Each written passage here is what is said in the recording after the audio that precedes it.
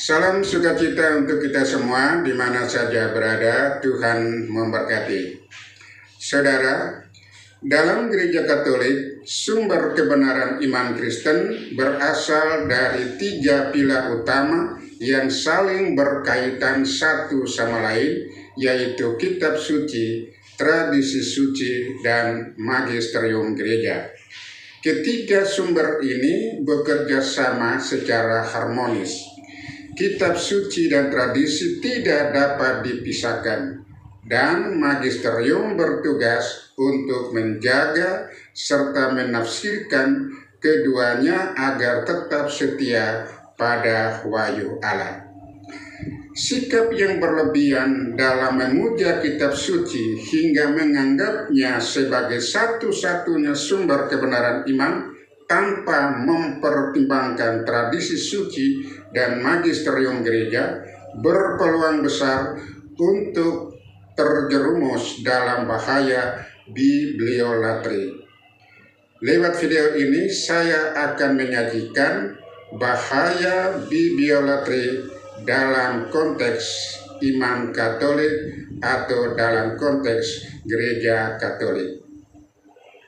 Bahaya bibliolatri dalam konteks iman Katolik. Bibliolatri berasal dari 2 kata Yunani, yaitu dari kata biblio artinya kitab dan latria artinya penyembahan.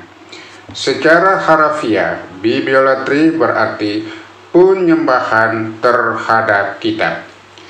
Istilah ini digunakan untuk menggambarkan sikap berlebihan dalam memuja kitab suci, sehingga kitab suci diperlakukan sebagai objek yang disembah, bukan sebagai sarana untuk mengenal Allah yang hidup. Sekurang-kurangnya ada 5 hal pokok yang perlu dipahami oleh umat Katolik agar tidak terjebak dalam bahaya bibliolatri. Pertama, akar permasalahan bibliolatri. Bibliolatri muncul ketika seseorang memahami kitab suci secara harafiah dan kaku tanpa memperhatikan konteks sejarah, konteks budaya, serta bimbingan Roh Kudus dan tradisi gereja.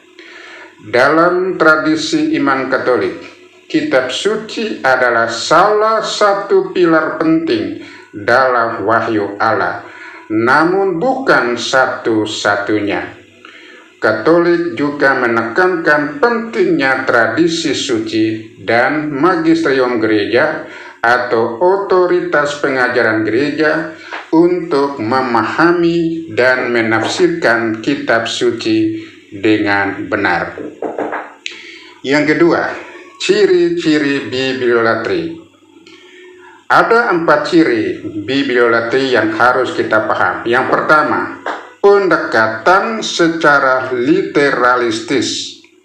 Artinya, menafsirkan setiap kata dalam kitab suci secara harafiah tanpa memperhatikan konteks sejarah dan budaya di mana teks tersebut ditulis. Yang kedua, mengabaikan tradisi gereja.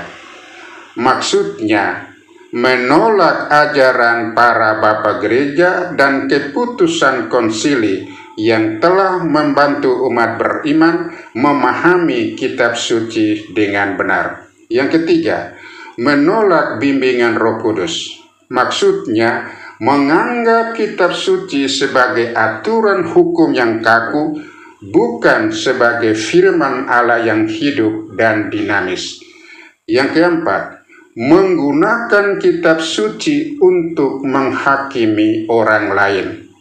Maksudnya, menggunakan ayat-ayat tertentu untuk menyerang atau menghakimi orang lain, tanpa memahami makna keseluruhan teks yang berisi kasih, pengampunan, dan belas kasih Allah. Ketiga, pandangan gereja Katolik.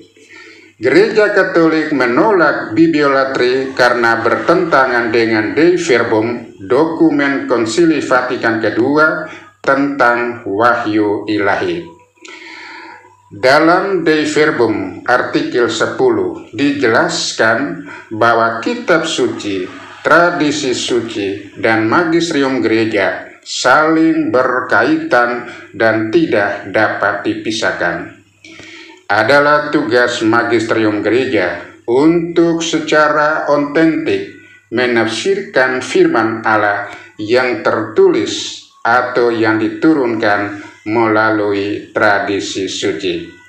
Dengan demikian, Gereja Katolik menekankan bahwa kitab suci bukanlah tujuan akhir, melainkan sarana untuk mengenal Allah yang hidup.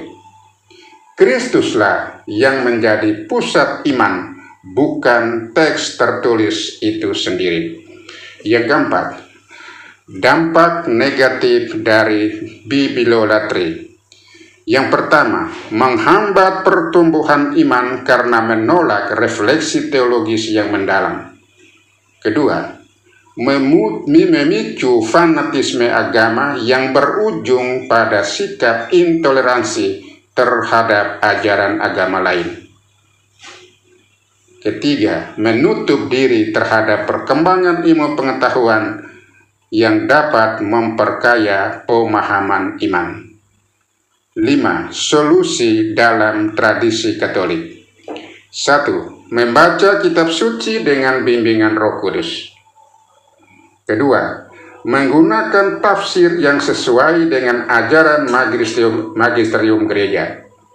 Ketiga, mempelajari latar belakang sejarah dan budaya teks kitab suci. Yang keempat, menerapkan ajaran kitab suci dalam tindakan kasih dan pelayanan kepada sesama. Saudara, bibliolatri adalah bentuk penyimpangan dalam memahami kitab suci yang dapat menjauhkan kita dari makna sejati firman Allah. Dalam iman Katolik, kitab suci harus dipahami dalam terang tradisi suci dan ajaran gereja serta bimbingan Roh Kudus agar dapat membawa kita semakin dekat dengan Allah yang hidup. Semoga Tuhan memberkati.